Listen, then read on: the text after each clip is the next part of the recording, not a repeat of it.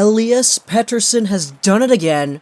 Today, the Växjö Lakers played against the Brynäs IF over there in Sweden, and it was a 5-3 victory for the Lakers. They were actually down 3-2 in the second, coming into the third period, but with an absolutely great 3-goal performance by the Lakers in the third period, they came away in this one with a 5-3 victory. Those 3 goals in the third period, each of them were Elias Pettersson points.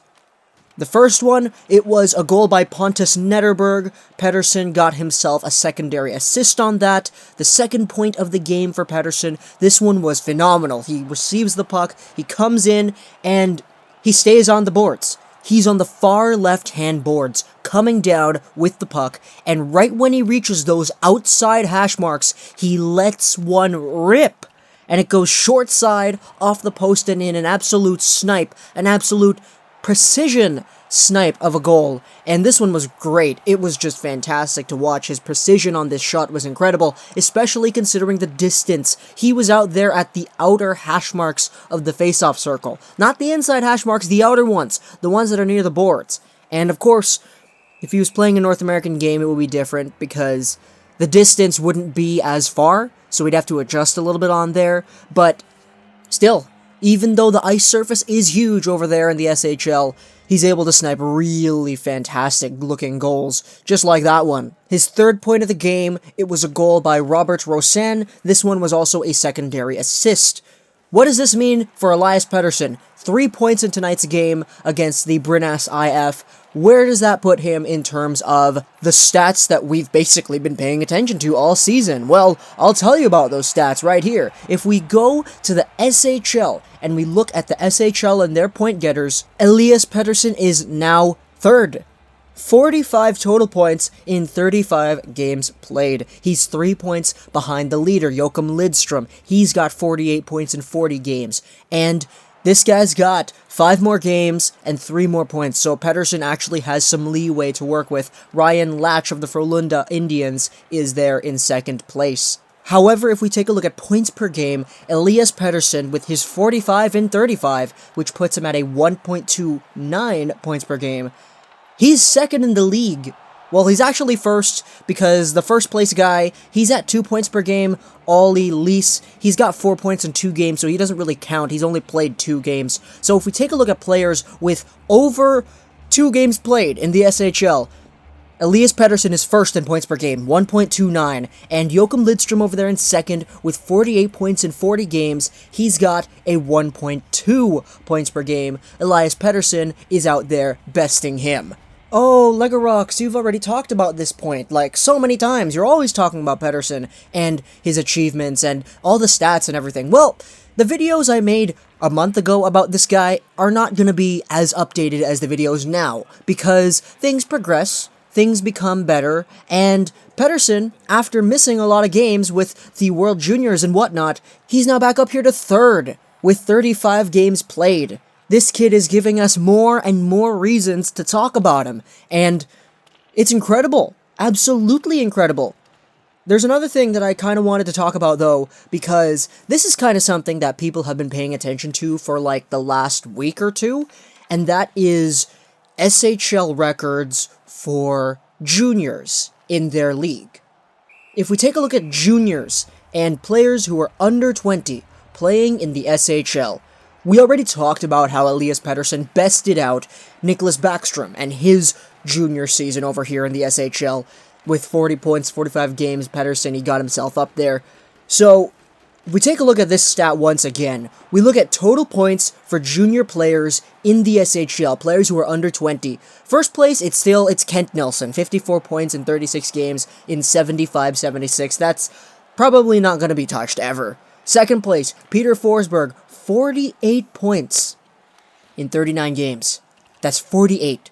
Third place is Henrik Sedin, 1999-2000, so this is their draft plus 1 year. 47 points in 50 games, that is just under a point per game. And fourth place, we have ourselves Elias Pettersson, 45 points in 35 games played, 2017-2018. This is the most recent addition in the top 10 outside of Nicholas Backstrom, who was 2006-2007. That means that with this performance here, Elias Pettersson has passed Daniel Sedin's draft year, and he has tied Daniel Sedin's draft plus 1 year. In Daniel Sedin's draft year, he got himself 21 goals, 21 assists, 42 points in 50 games, and his draft plus 1 year, 45 points in 50 games. That's a tie with Elias Pettersson, who has 45 points yet in 35 games.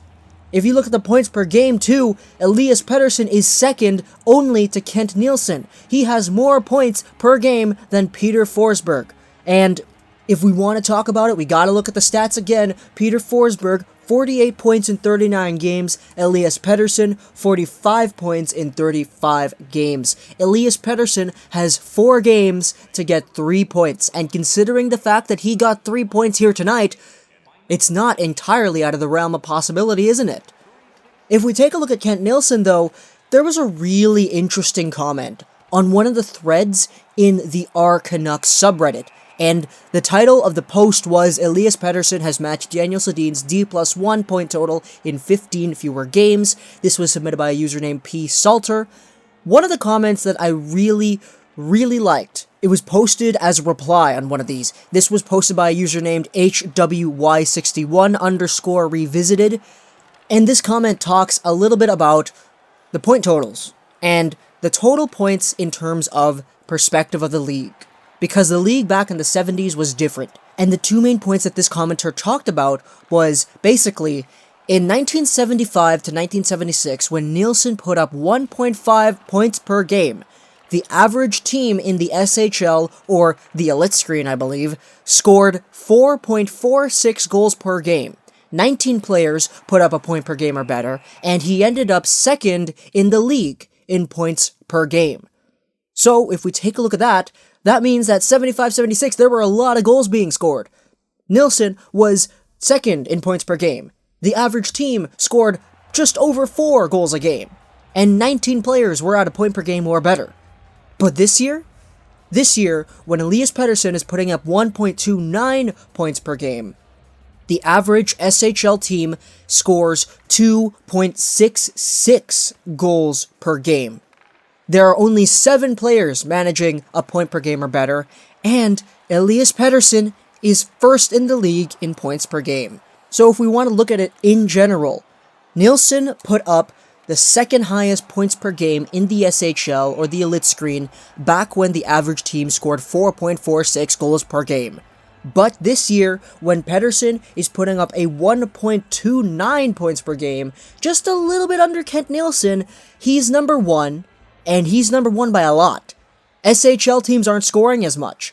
Players aren't scoring that much. There are only 7 players with a point per game or better, but back in 75-76, there were 19. So, I think from this we could really just put into perspective how strong Elias Pettersson is as a hockey player.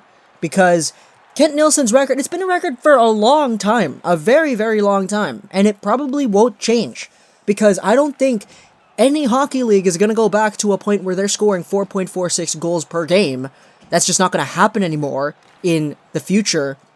But Elias Pettersson, despite not putting up the same amount of numbers, he's dominating Kent Nilsson in terms of league dominance and percentages and points per game in respect to the leagues that they're playing in and the dates.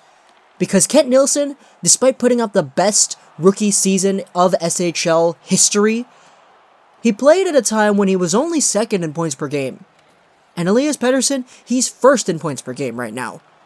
And that's not to throw any shade on Kent Nilsson. Oh, he was only second in points per game. No, but it's just the league was different back then. And that's basically the point I'm trying to make here. That's the point that is conveyed very beautifully here on this Canucks comment here on the subreddit. I'll leave a link in the description to that. But, yeah, Elias Pettersson, 3 points here today against the Brynäs IF. I'll leave a link in the description also to the highlight videos. Because I don't know if you guys know this, because I don't know if the SHL website is really accessed by a lot of Canucks fans, but the SHL website uploads highlight packages of basically every game, and they're all really high quality, like literally high quality videos, like you could see, they're very clear. I'll leave a link in the description to the Brynäs IF versus Växjö Lakers game tonight. It was a 5-3 win for the Lakers. You guys can go to the third period and watch all of Elias Pettersson's points because he got 2 assists and 1 goal in this one. It was great. It was absolutely great. I'll leave a link in the description. You guys can watch that if you want, but the point is here in this video, Elias Pettersson has tied Daniel Sedin's draft plus 1 year in terms of points with 15 games less played. And he's 2 points back of Henrik Sedin. Henrik Sedin with 47, Pettersson with 45. 45 points in 35 games for Elias Pettersson is good enough to put him at second in all-time junior points per game, just underneath Kent Nilsson. Hope you guys enjoyed this video. Plus, make sure to like, gaming, and bye.